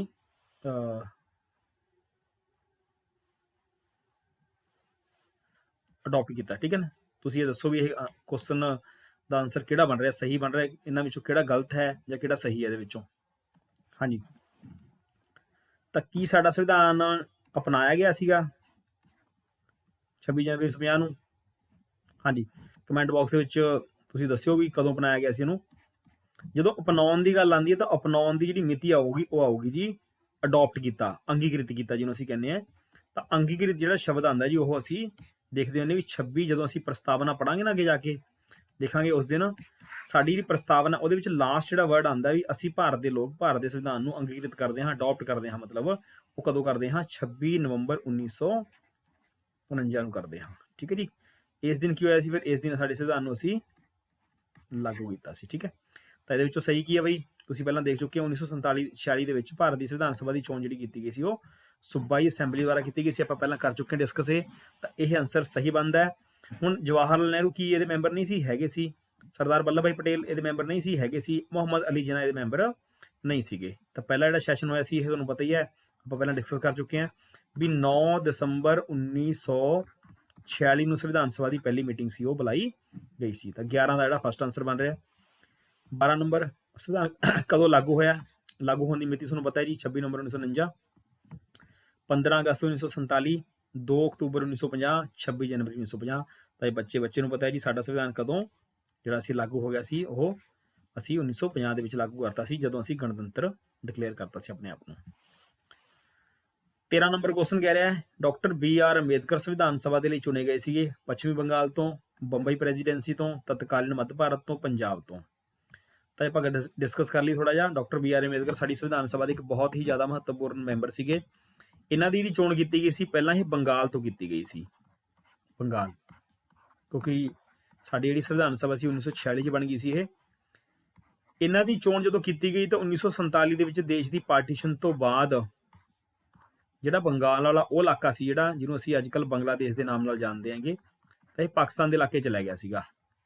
ਤੇ ਕਿਉਂਕਿ ਸੰਵਿਧਾਨ ਸਭਾ ਦੇ ਬਹੁਤ ਇੰਪੋਰਟੈਂਟ ਮੈਂਬਰ ਸੀਗੇ ਤਾਂ ਇਹਨਾਂ ਦੀ ਚੋਣ ਤਾਂ ਕਰਨੀ ਲਾਜ਼ਮੀ ਸੀਗੀ। ਇਸੇ ਕਰਕੇ ਫਿਰ ਇਹਨਾਂ ਨੂੰ ਦੁਬਾਰਾ ਬਾਅਦ ਦੇ ਵਿੱਚ ਬੰਬਈ ਪ੍ਰੈਜ਼ੀਡੈਂਸੀ ਜਿਹੜੀ ਸੀਗੀ ਉਸ ਟਾਈਮ ਪ੍ਰੈਜ਼ੀਡੈਂਸੀ ਸੀ ਉਹ, ਤਾਂ ਬੰਬਈ ਪ੍ਰੈਜ਼ੀਡੈਂਸੀ ਦੀ ਪੂਨੇ ਸੀਟ ਤੋਂ ਦੁਬਾਰਾ ਇਹਨਾਂ ਨੂੰ ਇਲੈਕਟ ਕੀਤਾ ਗਿਆ ਸੀ। ਠੀਕ ਹੈ, ਤਾਂ ਇਹਦਾ ਆਨਸਰ ਬਣ ਰਿਹਾ ਜੀ ਸੈਕੰਡ ਆਨਸਰ, ਬੰਬਈ ਪ੍ਰੈਜ਼ੀਡੈਂਸੀ ਤੋਂ। ਹਾਂਜੀ 14 ਨੰਬਰ ਕੁਐਸਚਨ ਦੇਖੋ ਕੀ ਕਹਿ ਰਿਹਾ। 14 ਨੰਬਰ ਕੁਐਸਚਨ ਕਹਿੰਦਾ ਹੇਠ ਲਿਖੇ ਵਿੱਚੋਂ ਸੰਵਿਧਾਨ ਸਭਾ ਦਾ ਇੱਕ ਗੈਰ ਕਾਂਗਰਸੀ ਮੈਂਬਰ ਸੀ। ਇਹਨਾਂ ਵਿੱਚੋਂ ਕਿਹੜਾ ਗੈਰ ਕਾਂਗਰਸੀ? JP ਕਿਰਪਾਨੀ ਕਾਂਗਰਸੀ ਸੀ, KM ਮੁੰਸ਼ੀ ਕਾਂਗਰਸੀ ਸੀਗੇ, ਟੀ ਕ੍ਰਿਸ਼ਨਮਾਚਾਰੀ ਇਹ ਵੀ ਕਾਂਗਰਸੀ ਸੀ, ਡਾਕਟਰ BR ਅੰਬੇਦਕਰ ਕਾਂਗਰਸ ਨਾਲ ਸੰਬੰਧਿਤ ਨਹੀਂ ਸੀਗੇ, ਠੀਕ ਹੈ, ਇਹਨਾਂ ਦੀ ਆਪਣੀ ਪਾਰਟੀ ਸੀਗੀ। 15 ਨੰਬਰ ਭਾਰਤ ਦੀ ਸੰਵਿਧਾਨ ਸਭਾ ਵਿੱਚ ਹੇਠ ਲਿਖਿਆਂ ਵਿੱਚੋਂ ਕਿਹੜੀਆਂ ਪਾਰਟੀਆਂ ਦੇ ਦੁਆਰਾ ਨੁਮਾਇੰਦਗੀ ਨਹੀਂ ਕੀਤੀ ਗਈ ਸੀ ਸੰਵਿਧਾਨ ਸਭਾ ਦੇ ਵਿੱਚ? ਇਹਨਾਂ ਵਿੱਚੋਂ ਕਿਹੜੀ ਪਾਰਟੀ ਸ਼ਾਮਲ ਨਹੀਂ ਸੀ? ਦੇਖੋ ਮੇਨ ਪਾਰਟੀਆਂ ਦਾ ਕਾਂਗਰਸ ਸੀ ਤੇ ਇੱਕ ਮੁਸਲਿਮ ਲੀਗ ਸੀ, ਇਹਨਾਂ ਦੇ ਵਿੱਚੋਂ ਕਿਹੜੀ ਪਾਰਟੀ ਸ਼ਾਮਲ ਨਹੀਂ ਸੀ? Liberal party, Hindu Mahasabha, schedule caste, ਠੀਕ ਹੈ, doctor BR Ambedkar schedule caste ਦੇ ਨਾਲ ਸੰਬੰਧੀ ਸੀਗੇ, ਤਾਂ ਕਮਿਊਨਿਸਟ ਪਾਰਟੀ ਤੇ ਹਿੰਦੂ ਮਹਾਸਭਾ, ਸ਼ਡਿਊਲ ਕਾਸਟ ਤੇ ਕਮਿਊਨਿਸਟ ਪਾਰਟੀ ਇਹ ਤਿੰਨੇ ਤਾਂ ਸ਼ਾਮਲ ਸੀਗੀਆਂ ਇਹਦੇ ਵਿੱਚ। ਲਿਬਰਲ ਪਾਰਟੀ ਜਿਹੜੀ ਸੀ ਇਹਦੇ ਵਿੱਚ ਸ਼ਾਮਲ ਨਹੀਂ ਸੀ, ਕਿਉਂਕਿ ਲਿਬਰਲ ਪਾਰਟੀ ਜਿਹੜੀ ਹੈ ਕਿਹਦੇ ਨਾਲ ਸੰਬੰਧ ਰੱਖਦੀ ਹੈ? ਇੰਗਲੈਂਡ ਦੀ ਪਾਰਟੀ ਲਿਬਰਲ ਪਾਰਟੀ। ਤਾਂ 15 ਨੰਬਰ ਦਾ ਬਣ ਰਿਹਾ ਜੀ ਫਸਟ ਆਨਸਰ। 16 ਨੰਬਰ ਕੁਐਸਚਨ ਦੇਖੋ ਜੀ, ਹੇਠ ਲਿਖਿਆਂ ਵਿੱਚੋਂ ਕੌਣ ਸੰਵਿਧਾਨ ਸਭਾ ਦਾ ਮੈਂਬਰ ਨਹੀਂ ਸੀ? ਮੁਹੰਮਦ ਅਲੀ ਜਿਨਾ, ਨਹਿਰੂ, ਅਬਦੁਲ ਕਲਾਮ, ਵੱਲਭ ਭਾਈ ਪਟੇਲ, ਇਹ ਪਹਿਲਾਂ ਵੀ ਡਿਸਕਸ ਹੋ ਚੁੱਕਿਆ ਹੈ। ਮੁਹੰਮਦ ਅਲੀ ਜਿਨਾ ਸੰਵਿਧਾਨ ਸਭਾ ਦੇ ਜਿੰਨੇ ਵੀ ਇੰਪੋਰਟੈਂਟ ਮੈਂਬਰ ਹੋਏ ਨੇ ਉਹਦੇ ਵਿੱਚੋਂ ਦੋ ਬਹੁਤ ਹੀ ਜ਼ਿਆਦਾ ਇੰਪੋਰਟੈਂਟ ਮੈਂਬਰ ਸੀਗੇ ਜਿਹੜੇ ਸੰਵਿਧਾਨ ਸਭਾ ਦੇ ਵਿੱਚ ਸ਼ਾਮਲ ਨਹੀਂ ਸੀਗੇ। ਤਾਂ ਕੌਣ ਸੀ? ਮਹਾਤਮਾ ਗਾਂਧੀ ਤੇ ਅਲੀ ਜਿਨਾ। ਮਹਾਤਮਾ ਗਾਂਧੀ ਕਾਂਗਰਸ ਦੀ ਅਗਵਾਈ ਕਰਦੇ ਸੀਗੇ, ਇਹ ਵੀ ਸ਼ਾਮਲ ਨਹੀਂ ਸੀ ਇਹਦੇ ਵਿੱਚ, ਤੇ ਜਿਨ੍ਹਾਂ ਜਿਹੜੇ ਸੀਗੇ ਉਹ ਮੁਸਲਿਮ ਲੀਗ ਦੀ ਅਗਵਾਈ ਕਰਦੇ ਸੀ ਜਿਹੜੀ ਕਿ ਇਹਦੇ ਵਿੱਚ ਸ਼ਾਮਲ ਨਹੀਂ ਸੀਗੇ। 17 ਨੰਬਰ ਕੁਐਸਚਨ ਦੇਖੋ, ਭਾਰਤੀ ਸੰਵਿਧਾਨ ਸਭਾ ਦੇ ਪਹਿਲੇ ਦਿਨ ਦੀ ਪ੍ਰਧਾਨਗੀ ਕੀਤੀ ਗਈ ਸੀ ਕਿਹਦੇ ਦੁਆਰਾ? ਪਹਿਲਾ ਦਿਨ ਮਤਲਬ 9 ਦਸੰਬਰ 1946। ਤਾਂ ਕਿਹਨੇ ਕੀਤੀ ਸੀ? Doctor Rajendra Prasad, Pandit Nehru, doctor BR Ambedkar, doctor Sachchidananda Sinha. ਤਾਂ ਸਾਨੂੰ ਪਤਾ ਹੈ ਵੀ ਜਿਹੜੇ ਪਹਿਲੇ ਕਾਰਜਕਾਰੀ ਪ੍ਰਧਾਨ ਚੁਣੇ ਗਏ ਸੀਗੇ ਉਹ ਕੌਣ ਚੁਣੇ ਗਏ ਸੀ? ਡਾਕਟਰ ਸਿਨਹਾ, ਸਚਿਦਾਨੰਦ ਸਿਨਹਾ। ਤਾਂ 17 ਦਾ ਆਨਸਰ ਬਣ ਰਿਹਾ ਜੀ ਫੋਰਥ ਆਨਸਰ। ਸੰਵਿਧਾਨ ਸਭਾ ਦਾ ਪਹਿਲਾ ਸੈਸ਼ਨ ਕਦੋਂ ਹੋਇਆ ਸੀ? ਪਹਿਲਾ ਸਦਨ ਕਦੋਂ ਹੋਇਆ ਜੀ? ਤਾਂ ਤੁਹਾਨੂੰ ਪਤਾ ਹੈ ਜੀ 16 ਅਗਸਤ 1947, 26 ਜਨਵਰੀ 1948, 9 ਦਸੰਬਰ 1946, 26 ਨਵੰਬਰ 1946। ਇਹ ਮੈਂ ਜਦੋਂ ਤੁਹਾਨੂੰ ਇੰਪੋਰਟੈਂਟ ਡੇਟਸ ਦੱਸੀਆਂ ਸੀਗੀਆਂ ਉਹਦੇ ਵਿੱਚ ਮੈਂ ਤੁਹਾਨੂੰ ਦੱਸ ਚੁੱਕਿਆ ਪਹਿਲਾਂ ਇਹ ਕੁਝ ਇੰਪੋਰਟੈਂਟ ਡੇਟਸ ਨੂੰ ਮੈਂ ਲਿਖਾਈਆਂ ਸੀਗੀਆਂ। ਤਾਂ 9 ਦਸੰਬਰ 1946 ਬਿਲਕੁਲ ਸਹੀ ਆਨਸਰ ਦਾ ਬਣੂਗਾ। ਸੰਵਿਧਾਨ ਸਭਾ ਦੇ ਪ੍ਰਧਾਨ ਸਨ, ਕੌਣ ਪ੍ਰਧਾਨ ਸੀਗੇ? ਡਾਕਟਰ BR ਅੰਬੇਦਕਰ, KN ਕਾਡੀਓ, ਡਾਕਟਰ ਰਾਜਿੰਦਰ ਪ੍ਰਸਾਦ ਜਾਂ ਚੱਕਰਵਰਤੀ ਰਾਜਗੋਪਾਲਾਚਾਰੀਆ। ਤਾਂ 11 ਦਸੰਬਰ 1946 ਨੂੰ ਡਾਕਟਰ ਰਾਜਿੰਦਰ ਪ੍ਰਸਾਦ, ਇਸ ਤੋਂ ਪਹਿਲਾਂ ਕਾਰਜਕਾਰੀ ਪ੍ਰਧਾਨ ਜਿਹੜਾ ਚੁਣਿਆ ਗਿਆ ਸੀ ਉਹ ਚੁਣਿਆ ਗਿਆ ਸੀ ਡਾਕਟਰ ਸਚਿਦਾਨੰਦ ਸਿਨਹਾ ਨੂੰ, ਤੇ ਉਹਨਾਂ ਦੀ ਜਗ੍ਹਾ ਤੇ ਫਿਰ ਡਾਕਟਰ ਰਾਜਿੰਦਰ ਪ੍ਰਸਾਦ ਨੂੰ ਕਾਰਜਕਾਰੀ ਪ੍ਰਧਾਨ ਤੋਂ ਪਰਮਾਨੈਂਟ ਪ੍ਰਧਾਨ ਜਿਹੜਾ ਸੀ ਉਹ ਬਣਾਇਆ ਗਿਆ ਸੀਗਾ। ਤਾਂ ਸੰਵਿਧਾਨ ਸਭਾ ਦੇ ਪ੍ਰਧਾਨ ਦੇ ਤੌਰ ਤੇ ਕਿਹਨੇ ਕੰਮ ਕੀਤਾ? ਡਾਕਟਰ ਰਾਜਿੰਦਰ ਪ੍ਰਸਾਦ ਨੇ। ਡਾਕਟਰ ਰਾਜਿੰਦਰ ਪ੍ਰਸਾਦ ਨੂੰ ਸੰਵਿਧਾਨ ਸਭਾ ਦਾ ਸਥਾਈ ਪ੍ਰਧਾਨ ਕਦੋਂ ਚੁਣਿਆ ਗਿਆ? ਤਾਂ ਮੈਂ ਦੱਸ ਚੁੱਕਿਆ ਜੀ ਇਹ। ਤਾਂ ਇੱਥੇ ਜਿਹੜੀ ਡੇਟ ਹੈਗੀ ਇਹ ਹੈਗੀ ਹੈ ਤੁਹਾਡੀ 26 ਜਨਵਰੀ 1947, 15 ਅਗਸਤ 1947, 11 ਦਸੰਬਰ 1947, ਇਹਨਾਂ ਵਿੱਚੋਂ ਕੋਈ ਨਹੀਂ। ਤਾਂ ਸਾਨੂੰ ਪਤਾ ਹੈ ਜੀ ਇਹ 11 ਦਸੰਬਰ 1947 ਦੀ ਤਰੀਕ ਹੀ ਆਵੇਗੀ। ਤਾਂ 20 ਦਾ ਥਰਡ। 21 ਸੰਵਿਧਾਨ ਸਭਾ ਦੀ ਸੂਬਾਈ ਪ੍ਰਾਂਤਕ ਸੰਵਿਧਾਨ ਕਮੇਟੀ ਦਾ ਜਿਹੜਾ ਚੇਅਰਮੈਨ ਸੀ। ਹੁਣ ਦੇਖੋ ਬਹੁਤ ਸਾਰੀਆਂ ਕਮੇਟੀਆਂ ਬਣੀਆਂ ਨੇਗੀਆਂ ਸੰਵਿਧਾਨ ਸਭਾ ਦੇ ਵਿੱਚ, ਉਹਨਾਂ ਨੇ ਅਲੱਗ-ਅਲੱਗ ਸੰਵਿਧਾਨ ਦਾ ਨਿਰਮਾਣ ਕੀਤਾ। ਜਿਵੇਂ ਸੰਘ ਸੰਵਿਧਾਨ ਦੀ ਕਮੇਟੀ ਅਲੱਗ ਸੀਗੀ, ਪ੍ਰਾਂਤਕ ਸੰਵਿਧਾਨ ਦੀ ਕਮੇਟੀ ਅਲੱਗ ਸੀ। ਤਾਂ ਸੂਬਾਈ ਜਿਹੜੀ ਪ੍ਰਾਂਤਕ ਸੰਵਿਧਾਨ ਜਿਹੜੀ ਕਮੇਟੀ ਸੀ ਉਹਦਾ ਪ੍ਰਧਾਨ ਜਾਂ ਉਹਦਾ ਚੇਅਰਮੈਨ ਕੌਣ ਸੀ? ਡਾਕਟਰ BR ਅੰਬੇਦਕਰ, ਪੰਡਿਤ ਨਹਿਰੂ, ਡਾਕਟਰ ਰਾਜਿੰਦਰ ਪ੍ਰਸਾਦ ਜਾਂ ਸਰਦਾਰ ਪਟੇਲ। ਤਾਂ ਇਹ ਸਾਨੂੰ ਪਤਾ ਹੋਣਾ ਚਾਹੀਦਾ ਹੈ ਕਿ ਸਰਦਾਰ ਪਟੇਲ ਜਿਹੜੇ ਸੀਗੇ ਇਹ ਪ੍ਰਾਂਤਕ ਸੰਵਿਧਾਨ ਕਮੇਟੀ ਦੇ ਚੇਅਰਮੈਨ ਸੀਗੇ, ਤੇ ਜੇ ਅਸੀਂ ਸੰਘ ਸੰਵਿਧਾਨ ਕਮੇਟੀ ਦੀ ਗੱਲ ਕਰਾਂਗੇ ਤਾਂ ਉੱਥੇ ਉਹਦੇ ਪ੍ਰਧਾਨ ਹੁੰਦੇ ਨੇ ਪੰਡਿਤ ਨਹਿਰੂ। ਤਾਂ ਕਾਫੀ ਇੰਪੋਰਟੈਂਟ ਕਮੇਟੀਆਂ ਸੀ ਇਹ, ਇਹਨਾਂ ਬਾਰੇ ਕੁਐਸਚਨ ਬਣਾਏ ਜਾਂਦੇ ਨੇ ਐਗਜ਼ਾਮ ਦੇ ਵਿੱਚ। ਨੈਕਸਟ ਹੈ ਦੇਖੋ ਆਗੇ ਕੁਐਸਚਨ, ਸੰਵਿਧਾਨ ਸਭਾ ਦੀ ਕੇਂਦਰੀ ਸੰਵਿਧਾਨ ਕਮੇਟੀ ਦੇ ਚੇਅਰਮੈਨ ਕੌਣ ਸੀਗੇ? ਤੇ doctor BR Ambedkar, JB Kripalani, Pandit Nehru ਜਾਂ ਅਲਾਦੀ ਕ੍ਰਿਸ਼ਨ ਸਵਾਮੀ ਅਈਅਰ। ਠੀਕ ਹੈ, ਤਾਂ ਆਪਾਂ ਇਹ ਗੱਲ ਕਰ ਚੁੱਕੇ ਹਾਂ ਵੀ ਕੇਂਦਰੀ ਸੰਵਿਧਾਨ ਸਭਾ ਮਤਲਬ ਜਿਹਨੇ ਕੇਂਦਰ ਦੇ ਸੰਵਿਧਾਨ ਦਾ ਨਿਰਮਾਣ ਕਰਨਾ ਸੀਗਾ, ਠੀਕ ਹੈ, ਤੇ ਉਹ ਉਹਦੇ ਪ੍ਰਧਾਨ ਸੀਗੇ ਡਾਕਟਰ ਜਵਾਹਰ ਲਾਲ ਨਹਿਰੂ। ਨੈਕਸਟ ਹੈ 23 ਸੰਵਿਧਾਨ ਸਭਾ ਦਾ ਸੰਵਿਧਾਨਿਕ ਸਲਾਹਕਾਰ ਕਿਸ ਨੂੰ ਨਿਯੁਕਤ ਕੀਤਾ ਗਿਆ ਸੀ? Doctor BR Ambedkar, KT Shah, doctor BN Rao, AK Iyer. ਤਾਂ ਇਹ ਦੇਖੋ ਇਹ ਸੰਵਿਧਾਨ ਸਲਾਹਕਾਰ ਜਿਹੜਾ ਬਣਾਇਆ ਗਿਆ ਸੀ ਉਹ ਬਣਾਇਆ ਗਿਆ ਸੀ ਡਾਕਟਰ BN ਰਾਓ ਨੂੰ। ਠੀਕ ਹੈ, BN ਰਾਓ ਬਾਅਦ ਦੇ ਵਿੱਚ ਜਿਹੜੀ ਸੰਵਿਧਾਨ ਸਭਾ ਦੀ ਪਹਿਲੀ ਡਰਾਫਟਿੰਗ ਕਮੇਟੀ ਬਣਦੀ ਉਹਦੇ ਵੀ ਪ੍ਰਧਾਨ ਰਹੇ ਨੇ, ਉਹਦੇ ਵੀ ਮੁਖੀ ਰਹੇ ਨੇ ਇਹ। ਤੇ ਉਸ ਤੋਂ ਬਾਅਦ ਫਿਰ ਡਾਕਟਰ BR ਅੰਬੇਦਕਰ ਦੀ ਅਗਵਾਈ ਦੇ ਵਿੱਚ ਇੱਕ ਸੈਕਿੰਡ ਜਿਹੜੀ ਸਾਡੀ ਡਰਾਫਟਿੰਗ ਕਮੇਟੀ ਬਣਦੀ ਹੈ ਉਹਨੂੰ ਬਣਾਇਆ ਗਿਆ ਸੀਗਾ। ਤਾਂ ਇੱਥੇ ਜਿਹੜਾ ਆਨਸਰ ਬਣ ਰਿਹਾ ਉਹ ਬਣ ਰਿਹਾ ਥਰਡ ਆਨਸਰ। 24 ਨੰਬਰ ਦੇਖਦੇ ਹਾਂ ਜੀ, ਭਾਰਤੀ ਸੰਵਿਧਾਨ ਸਭਾ ਦਾ ਪਹਿਲਾ ਖਰੜਾ ਮੀਨਸ ਡਰਾਫਟਿੰਗ ਜਿਹੜੀ ਕੀਤੀ ਗਈ ਸੀ ਜਾਂ ਡਰਾਫਟ ਜਿਹੜਾ ਤਿਆਰ ਕੀਤਾ ਗਿਆ ਸੀ, ਸਟਰਕਚਰ ਤਿਆਰ ਕੀਤਾ ਗਿਆ ਸੀ, ਤਾਂ ਉਹ ਕਿਹਦੇ ਵੱਲੋਂ ਕੀਤਾ ਗਿਆ ਸੀ ਤਿਆਰ? ਉਹ ਡਾਕਟਰ ਬੀ ਆਰ ਅੰਬੇਦਕਰ ਨੇ, ਬੀ ਐਨ ਰਾਓ ਨੇ, ਕੇ ਸੰਥਾਨਮ ਨੇ, ਜਾਂ ਕੇ ਐਮ ਮੁੰਸ਼ੀ ਦੁਆਰਾ? ਤਾਂ ਇਹ ਪਹਿਲਾਂ ਕੋਲੇ ਕੁਐਸਚਨ ਦੇ ਵਿੱਚ ਆਪਾਂ ਡਿਸਕਸ ਕਰ ਚੁੱਕੇ ਹਾਂ ਵੀ ਸੰਵਿਧਾਨ ਸਭਾ ਦੁਆਰਾ ਜਿਹੜਾ ਪਹਿਲਾ ਖਰੜਾ ਤਿਆਰ ਕੀਤਾ ਗਿਆ ਸੀਗਾ ਉਸ ਕਮੇਟੀ ਦੇ ਪ੍ਰਧਾਨ ਕੌਣ ਸੀਗੇ? ਤਾਂ ਉਹ ਸੀਗੇ ਪੀ ਐਨ ਰਾਓ, ਜਿਨ੍ਹਾਂ ਨੂੰ ਅਸੀਂ ਸੰਵਿਧਾਨਿਕ ਸਲਾਹਕਾਰ ਦੇ ਤੌਰ ਤੇ ਵੀ ਜਾਣਦੇ ਹਾਂ। ਤੇ ਇਹਦਾ ਆਨਸਰ ਬਣਦਾ ਹੈ ਜੀ second, B N Rao. 25 number question ਦੇਖੋ ਕੀ ਕਹਿ ਰਿਹਾ। 25 ਨੰਬਰ ਕੁਐਸਚਨ ਕਹਿੰਦਾ ਭਾਰਤ ਦੇ ਸੰਵਿਧਾਨ ਦੀ ਡਰਾਫਟ ਕਮੇਟੀ ਦੇ ਚੇਅਰਮੈਨ ਕੌਣ ਸੀ? ਡਰਾਫਟਿੰਗ ਕਮੇਟੀ, ਖਰੜਾ ਕਮੇਟੀ, ਸਟਰਕਚਰ ਕਮੇਟੀ, ਸਰੂਪ ਕਮੇਟੀ, ਇੱਕੋ ਗੱਲ ਹੈ ਨਾ। ਤਾਂ ਡਾਕਟਰ ਕੇ ਐਮ ਮੁੰਸ਼ੀ, ਡਾਕਟਰ ਬਹੁਤ ਸੀਗੇ ਇਹਦੇ ਵਿੱਚ, ਠੀਕ ਹੈ, ਮਤਲਬ ਕਿਉਂਕਿ ਪੜ੍ਹੇ ਲਿਖੇ ਬੰਦੇ ਜ਼ਿਆਦਾ ਸੀ ਨਾ। ਤਾਂ ਕਈ ਥਿੰਕਰ ਤਾਂ ਇਹ ਸਿਧਾਂਤਕਾਰ ਇਹ ਮੰਨਦੇ ਨੇ ਵੀ ਇਹ ਇੱਕ ਵਕੀਲਾਂ ਦਾ ਕੱਟ ਸੀਗਾ ਸਾਰਾ, ਮਤਲਬ ਜਿੰਨੇ ਵੀ ਇਹਦੇ ਵਿੱਚ ਵਕੀਲ ਹੋਏ ਨੇਗੇ, ਬਹੁਤੇ ਵਕੀਲ ਸੀ ਜ਼ਿਆਦਾਤਰ ਇਹਦੇ ਵਿੱਚੋਂ, ਪੜ੍ਹੇ ਲਿਖੇ ਬੰਦੇ ਬਹੁਤ ਜ਼ਿਆਦਾ ਸੀਗੇ। ਡਾਕਟਰ ਰੂਟਰ ਦੇ ਨਾਲ ਵਿੱਚ ਆਮ ਹੀ ਸੀਗੇ, ਠੀਕ ਹੈ। ਡਾਕਟਰ ਜਿਹੜੇ ਦੂਜੇ ਸੀ ਉਹ ਨਹੀਂ, ਮਤਲਬ ਜਿਹੜੇ ਡਾਕਟਰ ਪੜ੍ਹੇ ਲਿਖੇ ਡਾਕਟਰ ਹਨਾ, ਜਿਹੜੇ ਮੈਡੀਕਲ ਦੇ ਖੇਤਰ ਵਿੱਚ ਘੱਟ ਸੀ ਇਹਦੇ ਵਿੱਚੋਂ, ਬਾਕੀ ਜ਼ਿਆਦਾਤਰ ਪੜ੍ਹੇ ਲਿਖੇ ਡਾਕਟਰ ਸੀਗੇ। ਤਾਂ ਡਾਕਟਰ ਜਿਵੇਂ ਡਾਕਟਰ ਬੀ ਆਰ ਅੰਬੇਦਕਰ ਹੋ ਗਏ, ਡਾਕਟਰ ਇੰਦਰ ਪ੍ਰਸਾਦ ਹੋ ਗਏ। ਤਾਂ ਡਾਕਟਰ ਕੇ ਐਮ ਮੁੰਸ਼ੀ, ਡਾਕਟਰ ਇੰਦਰ ਪ੍ਰਸਾਦ, ਡਾਕਟਰ ਬੀ ਆਰ ਅੰਬੇਦਕਰ ਜਾਂ ਡਾਕਟਰ ਸੰਪੂਰਨਾਨੰਦ। ਤਾਂ ਜਿਹੜੀ ਡਰਾਫਟਿੰਗ ਕਮੇਟੀ ਬਣੀ ਸੀ, ਸਾਨੂੰ ਪਤਾ ਵੀ ਇਹ 29 ਅਗਸਤ 1947 ਦੇ ਵਿੱਚ ਇਹਦਾ ਨਿਰਮਾਣ ਹੋਇਆ ਸੀਗਾ। ਕਿਉਂਕਿ ਮੇਨ ਡਰਾਫਟਿੰਗ ਕਮੇਟੀ ਦੇਖੋ ਇਹੀ ਮੰਨੀ ਜਾਂਦੀ ਹੈ। ਪਹਿਲਾਂ ਭਾਵੇਂ ਮੈਂ ਤੁਹਾਨੂੰ ਦੱਸ ਚੁੱਕਿਆ ਵੀ 2 ਡਰਾਫਟਿੰਗ ਕਮੇਟੀਆਂ ਸੀਗੀਆਂ, ਪਰ ਮੇਨ ਇਹੀ ਮੰਨੀ ਜਾਂਦੀ। ਇਹਦੇ ਪ੍ਰਧਾਨ ਕੌਣ ਸੀ? Doctor B R Ambedkar. ਦੇਖਾਂਗੇ ਕਿੰਨੇ ਮੈਂਬਰੀ ਹੈ, ਸ਼ਾਇਦ 1-2 ਕੁਐਸਚਨ ਇਹਦੇ ਵਿੱਚ ਹੋਣ ਅੱਗੇ। ਸੰਵਿਧਾਨ ਦੀ ਖਰੜਾ ਤਿਆਰ ਕਰਨ ਵਾਲੀ ਕਮੇਟੀ ਵਿੱਚ ਸ਼ਾਮਲ ਮੈਂਬਰਾਂ ਦੀ ਗਿਣਤੀ ਦੇਖੋ, ਆ ਗਿਆ ਕੁਐਸਚਨ, ਕਿੰਨੇ ਮੈਂਬਰ ਸੀ ਇਹਦੇ ਵਿੱਚ? ਤਾਂ ਇਹਦੇ ਵਿੱਚ 7, 9, 11 ਜਾਂ ਫਿਰ 13। ਤਾਂ ਜਿਹੜੀ ਡਾਕਟਰ ਬੀ ਆਰ ਅੰਬੇਦਕਰ ਦੀ ਅਗਵਾਈ ਦੇ ਵਿੱਚ ਇਹ ਕਮੇਟੀ ਤਿਆਰ ਹੋਈ ਸੀ, ਤਾਂ ਇਹਦੇ ਵਿੱਚ 7 ਮੈਂਬਰਾਂ ਨੂੰ ਚੁਣਿਆ ਗਿਆ ਸੀਗਾ। ਤਾਂ ਇਹਦੇ ਅਕੋਰਡਿੰਗ ਆਨਸਰ ਜਿਹੜਾ ਬਣ ਰਿਹਾ ਜੀ ਉਹ 7 ਬਣ ਰਿਹਾ। ਸੰਵਿਧਾਨ ਸਭਾ ਡਾਕਟਰ ਬੀ ਆਰ ਅੰਬੇਦਕਰ ਦੀ ਪ੍ਰਧਾਨਗੀ ਹੇਠ ਖਰੜਾ ਕਮੇਟੀ ਦਾ ਗਠਨ ਕਦੋਂ ਕੀਤਾ ਗਿਆ ਸੀਗਾ? 13 ਦਸੰਬਰ 1946, ਇਹ ਤਾਂ ਤੁਹਾਨੂੰ ਪਤਾ ਵੀ ਕਿਹੜੀ ਡੇਟ ਹੈ। 22 ਜਨਵਰੀ 1947, ਤੁਹਾਨੂੰ ਇਹ ਵੀ ਪਤਾ ਹੈ ਵੀ ਕੀ ਡੇਟ ਹੈ। 3 ਜੂਨ 1947, ਠੀਕ ਹੈ, ਜਾਂ ਫਿਰ 29 ਅਗਸਤ 1947। 29 ਅਗਸਤ ਆਪਾਂ ਬਾਰ-ਬਾਰ ਚਰਚਾ ਕਰ ਚੁੱਕੇ ਹਾਂ, ਡਿਸਕਸ ਕਰ ਚੁੱਕੇ ਹਾਂ ਇਹਦੇ ਉੱਪਰ ਵੀ ਜਿਹੜੀ ਸਾਡੀ ਡਰਾਫਟਿੰਗ ਕਮੇਟੀ ਬਣੀ ਸੀ ਡਾਕਟਰ ਬੀ ਆਰ ਅੰਬੇਦਕਰ ਦੀ ਅਗਵਾਈ ਦੇ ਵਿੱਚ, ਇਹਦੀ ਚੋਣ ਕੀਤੀ ਗਈ ਸੀ, ਉਹ 29 ਅਗਸਤ 1947 ਨੂੰ ਕੀਤੀ ਗਈ ਸੀ। ਤਾਂ ਇਹਦੇ ਅਕੋਰਡਿੰਗ ਆਨਸਰ ਬਣ ਰਿਹਾ ਜੀ 29 ਅਗਸਤ 1947। 28 ਨੰਬਰ ਕੁਐਸਚਨ ਦੇਖਦੇ ਹਾਂ। ਸੰਵਿਧਾਨ ਨਿਰਮਾਤਾ ਪ੍ਰੀਸ਼ਦ ਦੀ ਝੰਡਾ ਕਮੇਟੀ, ਹੁਣ ਮੈਂ ਤੁਹਾਨੂੰ ਕਹਿ ਰਿਹਾ ਵੀ ਬਹੁਤ ਸਾਰੀਆਂ ਕਮੇਟੀਆਂ ਬਣੀਆਂ ਸੀ। ਤਾਂ ਝੰਡਾ ਕਮੇਟੀ ਜਿਹਨੇ ਸਾਡੇ ਫਲੈਗ ਨੂੰ ਜਿਹੜਾ ਸੀ ਉਹ ਨਿਰਧਾਰਿਤ ਕਰਨਾ ਸੀ, ਫਲੈਗ ਸਾਡਾ ਕਿਸ ਪ੍ਰਕਾਰ ਦਾ ਹੋਊਗਾ, ਇਹਦਾ ਰੰਗ ਕਿਸ ਤਰ੍ਹਾਂ ਦਾ ਹੋਊਗਾ, ਤਾਂ ਉਹਦੀ ਕਮੇਟੀ ਦੇ ਚੇਅਰਮੈਨ ਕੌਣ ਸੀ? ਸੀ ਰਾਜਗੋਪਾਲਚਾਰੀਆ, ਚੱਕਰਵਰਤੀ ਰਾਜਗੋਪਾਲਚਾਰੀਆ, ਜਿਹੜੇ ਬਾਅਦ ਦੇ ਵਿੱਚ ਭਾਰਤ ਦੇ ਪਹਿਲੇ ਗਵਰਨਰ ਜਨਰਲ ਬਣਦੇ ਨੇ ਭਾਰਤੀ, ਤੇ ਆਖਰੀ ਗਵਰਨਰ ਜਨਰਲ ਦੇ ਤੌਰ ਤੇ ਉਹਨਾਂ ਨੂੰ ਜਾਣਿਆ ਜਾਂਦਾ। Doctor Inder Prasad, J B Kripalani, doctor B R Ambedkar, ਠੀਕ ਹੈ। ਤਾਂ ਝੰਡਾ ਕਮੇਟੀ ਦੇ ਪ੍ਰਧਾਨ ਜਿਹੜੇ ਸੀਗੇ ਉਹ ਸੀਗੇ ਡਾਕਟਰ ਰਾਜਿੰਦਰ ਪ੍ਰਸਾਦ। ਡਾਕਟਰ ਰਾਜਿੰਦਰ ਪ੍ਰਸਾਦ ਸਾਡੀ ਸੰਵਿਧਾਨ ਸਭਾ ਦੇ ਪ੍ਰਧਾਨ ਵੀ ਸੀਗੇ, ਤੇ ਜਿਹੜੀ ਰਿਆਸਤਾਂ ਦੇ ਨਾਲ ਗੱਲਬਾਤ ਦੇ ਲਈ ਕਮੇਟੀ ਬਣਾਈ ਗਈ ਸੀ। ਹੁਣ ਤੁਹਾਡੇ ਵਿੱਚੋਂ ਕਈ ਡਾਊਟ ਉਠਾਉਣਗੇ ਇਸ ਕੁਐਸਚਨ ਦੇ ਉੱਪਰ ਵੀ ਰਿਆਸਤਾਂ ਸੰਬੰਧੀ ਉਹਦਾ ਗੱਲਬਾਤ ਜੀ ਡਾਕਟਰ ਆਪਣੇ ਵੱਲਭ ਭਾਈ ਪਟੇਲ ਨੇ ਕੀਤੀ ਸੀਗੀ, ਤੇ ਤੁਸੀਂ ਕਹਿ ਰਹੇ ਹੋ ਜੀ ਰਿਆਸਤਾਂ ਸੰਬੰਧੀ। ਹਾਂ, ਰਿਆਸਤਾਂ ਸੰਬੰਧੀ ਜਿਹੜੀ ਕਮੇਟੀ ਬਣਾਈ ਗਈ ਸੀ ਉਹਦੇ ਪ੍ਰਧਾਨ ਸੀਗੇ ਡਾਕਟਰ ਰਾਜਿੰਦਰ ਪ੍ਰਸਾਦ, ਪਰ ਗੱਲਬਾਤ ਜਿਹੜੀ ਕੀਤੀ ਉਹ ਕਿਹਨੇ ਕੀਤੀ ਸੀਗੀ? ਉਹ ਜ਼ਿਆਦਾਤਰ ਰਿਆਸਤਾਂ ਦੇ ਨਾਲ ਕੀਤੀ ਸੀ ਸਰਦਾਰ ਵੱਲਭ ਭਾਈ ਪਟੇਲ। ਉਹਨਾਂ ਦੇ ਯਤਨਾਂ ਦੇ ਸੰਭਵ ਕਰਨ ਕਰਕੇ ਹੀ ਉਹਨਾਂ ਨੇ ਜਿਹੜੇ ਯਤਨ ਕੀਤੇ ਸੀਗੇ, ਉਹਨਾਂ ਦੇ ਕਰਕੇ ਹੀ ਜਿਹੜੇ ਸਾਡੇ ਰਿਆਸਤਾਂ ਸੀਗੀਆਂ ਜਾਂ ਭਾਰਤ ਜਿਹੜਾ ਅਖੰਡ ਭਾਰਤ ਬਣ ਸਕਿਆ ਸੀਗਾ, ਜਾਂ ਇੱਕ ਭਾਰਤ ਯੂਨਾਈਟ ਹੋ ਸਕਿਆ ਸੀਗਾ, ਤਾਂ ਉਹ ਕਿਹਦੀ ਬਦੌਲਤ ਹੋਇਆ ਸੀਗਾ? ਡਾਕਟਰ ਸਾਡੇ ਸਰਦਾਰ ਵੱਲਭ ਭਾਈ ਪਟੇਲ ਜਿਹੜੇ ਸੀਗੇ ਉਹਨਾਂ ਦੀ ਬਦੌਲਤ ਹੋਇਆ ਸੀਗਾ।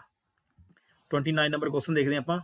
ਭਾਰਤੀ ਨਾਗਰਿਕਾਂ ਦੇ ਮੌਲਿਕ ਅਧਿਕਾਰਾਂ ਨੂੰ ਅੰਤਿਮ ਰੂਪ ਦੇਣ ਵਾਲੀ ਜਿਹੜੀ ਸੰਵਿਧਾਨ ਸਭਾ ਦਾ ਰਾੜੀ ਕਮੇਟੀ ਨਿਯੁਕਤ ਕੀਤੀ ਗਈ ਸੀ, ਤਾਂ ਉਹਦੇ ਕਮੇਟੀ ਦੇ ਚੇਅਰਮੈਨ ਕੌਣ ਸੀਗੇ? ਹੁਣ ਅਲੱਗ-ਅਲੱਗ ਕਮੇਟੀਆਂ ਬਣੀਆਂ ਨੇ, ਤਾਂ ਮੌਲਿਕ ਅਧਿਕਾਰਾਂ ਸੰਬੰਧੀ ਵੀ ਇੱਕ ਕਮੇਟੀ ਜਿਹੜੀ ਸੀ ਉਹ ਅਲੱਗ ਤੌਰ ਤੇ ਬਣਾਈ ਗਈ ਸੀ, ਤਾਂ ਉਹਦੇ ਚੇਅਰਮੈਨ ਕੌਣ ਸੀ? Doctor B R Ambedkar, Jawahar Lal Nehru, Sardar Patel ਤੇ ਮਹਾਤਮਾ ਗਾਂਧੀ। ਮਹਾਤਮਾ ਗਾਂਧੀ ਤਾਂ ਇਹਦੇ ਵਿੱਚ ਦੇਖੋ ਸ਼ਾਮਲ ਹੈ ਹੀ ਨਹੀਂ ਸੀਗੇ। ਪੰਡਿਤ ਨਹਿਰੂ ਜਿਹੜੇ ਸੀਗੇ ਉਹ ਸਾਡੇ ਡਾਕਟਰ ਬੀ ਆਰ ਅੰਬੇਦਕਰ ਜਿਹੜੇ ਸਾਡੇ ਸੀਗੇ ਉਹ ਡਰਾਫਟਿੰਗ ਕਮੇਟੀ ਦੇ ਚੇਅਰਮੈਨ ਸੀਗੇ, ਠੀਕ ਹੈ। ਇਸ ਕਰਕੇ ਇਹਨਾਂ ਦਾ ਨਾਮ ਤਾਂ ਡਰਾਫਟਿੰਗ ਕਮੇਟੀ ਦੇ ਨਾਲ ਜੁੜਦਾ ਹੈ। ਪੰਡਿਤ ਨਹਿਰੂ ਜਾਂ ਸਰਦਾਰ ਪਟੇਲ ਦੇ ਵਿੱਚੋਂ ਇੱਕ ਆਊਗਾ, ਤਾਂ ਕਿਹੜਾ ਆਊਗਾ ਜੀ? ਇਹ ਆਊਗਾ ਜੀ ਜਵਾਹਰ ਲਾਲ ਨਹਿਰੂ। 30 number question. ਭਾਰਤੀ ਸੰਵਿਧਾਨ ਨੂੰ ਸੰਵਿਧਾਨ ਸਭਾ ਦੁਆਰਾ ਕਦੋਂ ਅੰਗੀਕ੍ਰਿਤ ਕੀਤਾ ਗਿਆ, ਕਦੋਂ ਅਡਾਪਟ ਕੀਤਾ ਗਿਆ? ਠੀਕ ਹੈ ਜੀ, ਅਡਾਪਟ ਕੀਤਾ ਗਿਆ ਕਦੋਂ? ਤਾਂ 26 ਨਵੰਬਰ 1949, 15 ਅਗਸਤ 1949, ਦੇਖੋ ਇਹ ਤਾਂ ਆ ਹੀ ਨਹੀਂ ਸਕਦਾ, 2 ਅਕਤੂਬਰ 1949, 15 ਨਵੰਬਰ 1949। ਦੇਖੋ ਇਹਦੇ ਵਿੱਚ ਕੋਈ ਵੀ ਜਿਹੜੀ ਇਹ ਵਧੀਆ ਤਰੀਕ ਨਹੀਂ ਹੈਗੀ, ਸਾਨੂੰ ਲੱਗਦਾ ਵੀ ਇਹਦੇ ਵਿੱਚ ਇੰਪੋਰਟੈਂਟ ਤਰੀਕ ਹੈ ਕੋਈ, ਠੀਕ ਹੈ। ਤਾਂ ਇਹ ਅਡਾਪਟ ਕੀਤਾ ਸੀ 26 ਨਵੰਬਰ 1949 ਨੂੰ। 31 ਨੰਬਰ ਕੁਐਸਚਨ, 26 ਨਵੰਬਰ 1949 ਨੂੰ ਭਾਰਤੀ ਸੰਵਿਧਾਨ ਕਿਸ ਦੁਆਰਾ ਲਾਗੂ ਕੀਤਾ ਗਿਆ ਸੀ? ਭਾਰਤੀ ਸੰਵਿਧਾਨ ਨੂੰ ਕਿਸ ਦੁਆਰਾ ਲਾਗੂ ਕੀਤਾ ਗਿਆ ਸੀ? ਸੰਵਿਧਾਨ ਸਭਾ ਦੁਆਰਾ, ਗਵਰਨਰ ਜਨਰਲ ਦੁਆਰਾ, ਭਾਰਤੀ ਸੰਸਦ ਦੁਆਰਾ, ਬ੍ਰਿਟਿਸ਼ ਸੰਸਦ ਦੁਆਰਾ, ਠੀਕ ਹੈ। ਤਾਂ ਬ੍ਰਿਟਿਸ਼ ਸੰਸਦ ਦਾ ਦੇਖੋ ਇੱਥੇ ਕੋਈ ਰੋਲ ਨਹੀਂ ਹੈਗਾ, ਠੀਕ ਹੈ। ਭਾਰਤੀ ਸੰਸਦ ਦਾ ਨਿਰਮਾਣ 1952 ਦੇ ਵਿੱਚ ਅਸੀਂ ਕਰਦੇ ਹੁੰਦੇ ਹਾਂ, ਠੀਕ ਹੈ, ਲੋਕ ਸਭਾ ਰਾਜ ਸਭਾ ਦਾ। ਗਵਰਨਰ ਜਨਰਲ ਦੁਆਰਾ ਇਹ ਵੀ ਨਹੀਂ ਆ ਸਕਦਾ, ਤਾਂ ਕਿਹਦੇ ਦੁਆਰਾ ਕੀਤਾ ਗਿਆ ਸੀ? ਸੰਵਿਧਾਨ ਸਭਾ ਦੁਆਰਾ ਨੂੰ ਅਡਾਪਟ ਕੀਤਾ ਗਿਆ ਸੀ ਜਾਂ ਲਾਗੂ ਕੀਤਾ ਗਿਆ ਸੀ। 32 ਨੰਬਰ ਕੁਐਸਚਨ, ਭਾਰਤ ਨੂੰ ਸੰਵਿਧਾਨ ਦੇਣ ਦਾ ਪ੍ਰਸਤਾਵ ਸੰਵਿਧਾਨ ਸਭਾ ਦੇ ਵਿੱਚ ਪੇਸ਼ ਕੀਤਾ ਗਿਆ ਸੀਗਾ, ਕਿਸ ਤਰੀਕ ਨੂੰ ਪੇਸ਼ ਕੀਤਾ ਗਿਆ ਸੀ? 22 ਜਨਵਰੀ 1947, 22 ਜਨਵਰੀ 1946, 22 ਜਨਵਰੀ 1947, 20 ਫਰਵਰੀ 1947 ਤੇ 26 ਜੁਲਾਈ 1946। ਤਾਂ ਜਿਹੜਾ ਪੰਡਿਤ ਜਵਾਹਰ ਲਾਲ ਨਹਿਰੂ ਨੇ ਉਦੇਸ਼ ਪ੍ਰਸਤਾਵ ਪੇਸ਼ ਕੀਤਾ ਸੀਗਾ 13 ਦਸੰਬਰ ਦਾ 1946 ਦਾ, ਉਹਨੂੰ ਸਵੀਕਾਰ ਅਸੀਂ ਕਦੋਂ ਕੀਤਾ ਸੀ? 22 ਜਨਵਰੀ 1947 ਨੂੰ ਸਵੀਕਾਰ ਕੀਤਾ ਸੀਗਾ। ਤੇ ਇਹੀ ਤਰੀਕ ਮੰਨੀ ਜਾਂਦੀ ਹੈ ਸੰਵਿਧਾਨ ਦੇਣ ਦਾ ਪ੍ਰਸਤਾਵ ਜਿਹੜਾ ਹੈਗਾ ਸੰਵਿਧਾਨ ਸਭਾ ਦੁਆਰਾ। ਤਾਂ ਇਹਦਾ ਆਨਸਰ ਬਣ ਰਿਹਾ ਜੀ 32 ਦਾ 2 ਨੰਬਰ। 33 ਕੀ ਕਹਿੰਦਾ ਹੈ? ਸੰਵਿਧਾਨ ਨੂੰ 26 ਜਨਵਰੀ ਦੇ ਦਿਨ ਲਾਗੂ ਕਰਨ ਦਾ ਫੈਸਲਾ ਇਸ ਲਈ ਲਿਆ ਗਿਆ ਕਿਉਂ ਲਿਆ ਗਿਆ? ਇਹ ਇੱਕ ਸ਼ੁਭ ਦਿਨ ਸੀ। ਸ਼ੁਭ ਦਿਨ ਦਾ ਦੇਖੋ ਕੋਈ ਗੱਲ ਨਹੀਂ ਬਣਦੀ ਹੈ ਨਾ, ਸ਼ੁਭ ਦਿਨ ਸੀ ਇਹ। ਇਸ ਮਿਤੀ ਨੂੰ 1942 ਵਿੱਚ ਭਾਰਤ ਛੱਡੋ ਅੰਦੋਲਨ ਸ਼ੁਰੂ ਹੋਇਆ ਸੀ, ਠੀਕ ਹੈ। ਦੇਖੋ ਹੋ ਸਕਦਾ ਕਿ ਨਹੀਂ ਹੋ ਸਕਦਾ। ਕਾਂਗਰਸ ਨੇ ਇਸ ਮਿਤੀ ਨੂੰ 1930 ਦੇ ਵਿੱਚ ਸੁਤੰਤਰਤਾ ਦਿਵਸ ਦੇ ਰੂਪ ਦੇ ਵਿੱਚ ਮਨਾਇਆ ਸੀ। ਇਹਨਾਂ ਵਿੱਚੋਂ ਕੋਈ ਨਹੀਂ, ਠੀਕ ਹੈ। ਤਾਂ ਕੀ ਇੰਪੋਰਟੈਂਟ ਹੈ ਇਹਦੇ ਵਾਸਤੇ? ਇਹ ਹੈਗਾ ਜੀ 30 ਜਨਵਰੀ। ਕਾਂਗਰਸ ਨੇ ਜਿਹੜਾ ਆਪਣਾ ਲਾਹੌਰ ਸੰਮੇਲਨ ਸੀਗਾ, ਇਹਦੇ ਵਿੱਚ ਇਹ ਪ੍ਰਸਤਾਵ ਪਾਸ ਕੀਤਾ ਸੀ 1929 ਦਾ ਜਿਹੜਾ ਸੀਗਾ ਵੀ ਜੇ ਸਾਡੀਆਂ ਮੰਗਾਂ ਨਾ ਮੰਨੀਆਂ ਗਈਆਂ ਤਾਂ ਅਸੀਂ ਪੂਰਨ ਸਵਰਾਜ ਦੀ ਮੰਗ ਕਰਾਂਗੇ। ਪੂਰਨ ਸਵਰਾਜ ਦੀ ਮੰਗ ਕਰਾਂਗੇ। ਪਹਿਲਾਂ ਉਹ ਡੋਮੇਨੀਅਨ ਰਾਜ ਦੀ ਮੰਗ ਕਰਦੇ ਸੀਗੇ, ਹੁਣ ਇਹਨਾਂ ਨੇ ਪੂਰਨ ਸਵਰਾਜ ਦੀ ਮੰਗ ਕਰਨੀ ਸ਼ੁਰੂ ਕੀਤੀ। ਤਾਂ ਫਿਰ ਅਸੀਂ ਕੀ ਕਰਾਂਗੇ? ਲਾਹੌਰ ਦੇ ਵਿੱਚ ਜਿਹੜਾ ਕਾਂਗਰਸ ਦਾ ਸੰਮੇਲਨ ਹੋਇਆ ਸੀ ਉਹਦੇ ਵਿੱਚ ਪ੍ਰਸਤਾਵ ਪਾਸ ਕੀਤਾ ਗਿਆ ਵੀ ਅਸੀਂ 1930 ਨੂੰ ਪਹਿਲਾ ਸੁਤੰਤਰਤਾ ਦਿਵਸ ਮਨਾਵਾਂਗੇ। ਤਾਂ ਰਾਵੀ ਦਰਿਆ ਦੇ ਕੰਢੇ ਦੇ ਉੱਪਰ ਝੰਡਾ ਲਹਿਰਾ ਕੇ ਭਾਰਤ ਦਾ ਪਹਿਲਾ ਸੁਤੰਤਰਤਾ ਦਿਵਸ ਜਿਹੜਾ ਸੀ ਉਹ ਮਨਾਇਆ ਗਿਆ ਸੀ। ਤਾਂ 33 ਦਾ ਜਿਹੜਾ ਬਣ ਰਿਹਾ ਆਨਸਰ, ਜੋ ਬਣ ਰਿਹਾ 3 ਆਨਸਰ। 34 ਨੰਬਰ ਦੇਖਦੇ ਹਾਂ, ਇਹ ਤਾਂ ਬੱਚੇ ਨੂੰ ਪਤਾ ਹੋਣਾ ਚਾਹੀਦਾ ਹੈ। ਸੰਵਿਧਾਨ ਸਭਾ ਦੇ ਨਿਰਮਾਣ ਮਤਲਬ ਸੰਵਿਧਾਨ ਸਭਾ ਨੂੰ ਭਾਰਤ ਦੇ ਸੰਵਿਧਾਨ ਦੇ ਨਿਰਮਾਣ ਨੂੰ ਕਿੰਨਾ ਸਮਾਂ ਲੱਗਿਆ? 2 ਸਾਲ 11 ਮਹੀਨੇ 18 ਦਿਨ, ਬਿਲਕੁਲ ਸਹੀ ਆਨਸਰ ਹੈ ਜੀ ਇਹ। ਤਾਂ 34 ਦਾ ਆ ਰਿਹਾ ਜੀ ਫਸਟ। 2 ਸਾਲ 11 ਮਹੀਨੇ 18 ਦਿਨ ਭਾਰਤ ਦੀ ਸੰਵਿਧਾਨ ਸਭਾ ਨੂੰ ਲੱਗੇ ਸੀ। ਭਾਰਤ ਦਾ ਸੰਵਿਧਾਨ ਬਣਾਉਣ ਦੇ ਵਿੱਚ 60 ਦੇਸ਼ਾਂ ਦੇ ਸੰਵਿਧਾਨ ਨੂੰ ਉਹਨਾਂ ਨੇ ਚੰਗੀ ਤਰ੍ਹਾਂ ਪੜ੍ਹਿਆ ਸੀ ਤੇ ਉਹਨਾਂ ਨੇ ਚੰਗੀਆਂ ਗੱਲਾਂ ਸਾਡੇ ਸੰਵਿਧਾਨ ਦੇ ਵਿੱਚੋਂ ਪਾਈਆਂ ਸੀਗੀਆਂ, ਅਲੱਗ-ਅਲੱਗ ਦੇਸ਼ਾਂ ਦੇ ਸੰਵਿਧਾਨ ਦੇ ਵਿੱਚੋਂ। 35 ਨੰਬਰ ਕੁਐਸਚਨ ਕੀ ਕਹਿ ਰਿਹਾ ਜੀ? 35 ਨੰਬਰ ਕੁਐਸਚਨ ਕਹਿੰਦਾ ਹੈ ਭਾਰਤੀ ਸੰਵਿਧਾਨ ਦੇ ਵਿਸ਼ੇ ਵਿੱਚ ਹੇਠ ਲਿਖਿਆਂ ਵਿੱਚੋਂ ਕਿਹੜਾ ਕਥਨ ਕਿਸ ਦਾ ਹੈ? ਭਾਰਤੀ ਸੰਵਿਧਾਨ ਜ਼ਿਆਦਾ ਕਠੋਰ ਅਤੇ ਜ਼ਿਆਦਾ ਲਚਕੀਲੇ ਦੇ ਵਿਚਕਾਰ ਇੱਕ ਸੰਤੁਲਨ ਸਥਾਪਿਤ ਕਰਦਾ ਹੈ। ਮਤਲਬ ਨਾ ਤਾਂ ਜ਼ਿਆਦਾ ਕਠੋਰ ਹੈ ਅਮਰੀਕਾ ਦੀ ਤਰ੍ਹਾਂ ਤੇ ਨਾ ਹੀ ਜ਼ਿਆਦਾ ਇੰਗਲੈਂਡ ਦੀ ਤਰ੍ਹਾਂ ਲਚਕੀਲਾ ਇਹ। ਤਾਂ ਇਹ ਕਿਹਨੇ ਕਿਹਾ ਸੀ? ਡਾਕਟਰ BR ਅੰਬੇਦਕਰ ਨੇ, MB ਪਾਇਲੀ ਜਾਂ ਅਲੈਗਜ਼ੈਂਡਰ ਵਿਕਸ ਨੇ ਜਾਂ KC ਵਈਅਰ ਨੇ ਕਿਹਾ ਸੀ ਇਹਨੂੰ? ਤਾਂ ਇੱਕ ਫੋਰਨਰ ਨੇ KC ਵਈਅਰ।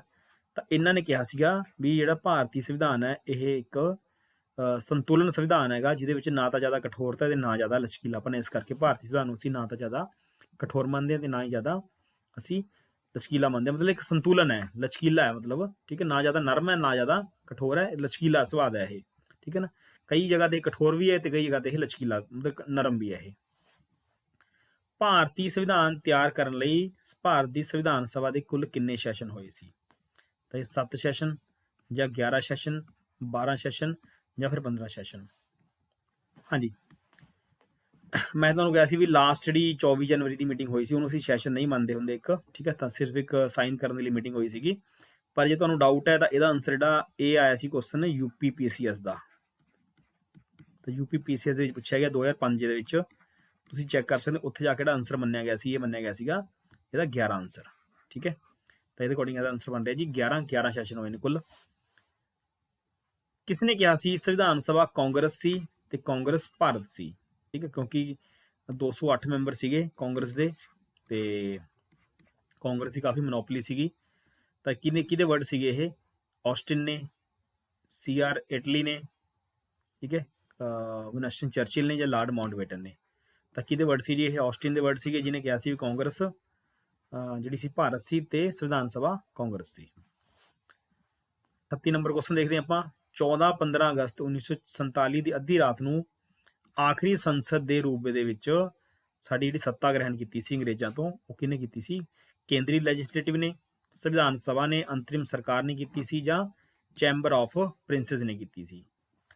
ਠੀਕ ਹੈ, ਕਿਉਂਕਿ ਸੰਵਿਧਾਨ ਲਾਗੂ ਹੋਣ ਤੋਂ ਪਹਿਲਾਂ ਜਿਹੜੀ ਪਾਵਰ ਸੀ ਉਹ ਕਿਹਦੇ ਕੋਲ ਸੀਗੀਆਂ? ਸੰਵਿਧਾਨ ਸਭਾ ਕੋਲੇ ਸੀਗੀਆਂ।